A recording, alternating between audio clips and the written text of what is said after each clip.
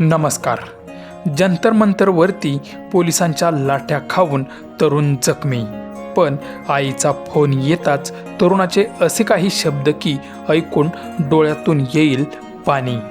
सध्या दिल्लीतील जंतर मंतर मैदानावरती नीट परीक्षेतील पेपर लीक प्रकरणाविरोधात संपूर्ण देशभरात रोष व्यक्त केला जात आहे.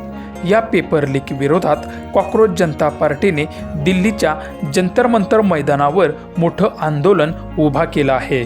आपल्या भविष्यासाठी आणि न्याय हक्कांसाठी रस्त्यावर आंदोलनासाठी उतरलेल्या निष्पाप विद्यार्थ्यांच्यावर पोलिसांकडून लाठीचार्ज करण्यात आला. या लाठीचार्जमध्ये अनेक तरुण तरुणी जखमी झाले आहेत. याचे व्हिडिओ सोशल मीडियावरती तुम्ही पाहिले असतीलच. याच वेळी पोलिसांच्या लाठी हल्ल्यात एक तरुण विद्यार्थी जखमी झाला असून वेदनेने अक्षरशः कणत रस्त्यावरतीच खाली बसला. त्याला पोलिसांनी इतकं मारलं होतं की त्याला धड उभा सुद्धा राहता येत नव्हतं ना चालता येत होतं. आणि त्याच वेळी अचानकपणे त्या तरुणाच्या आईचा फोन येतो. यावेळी तो आईशी बोलतानाचा व्हिडिओ सोशल मीडियावर व्हायरल होतो आहे.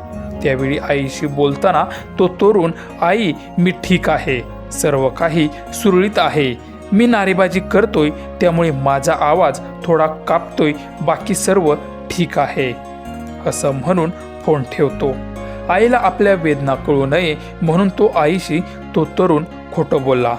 सध्या हा भावनिक व्हिडिओ सोशल मीडियावर व्हायरल होत असून अनेक नेटकऱ्यांनी आणि पालकांकडून पोलिसांनी केलेल्या कृतीचा तीव्र संताप व्यक्त केला जात आहे.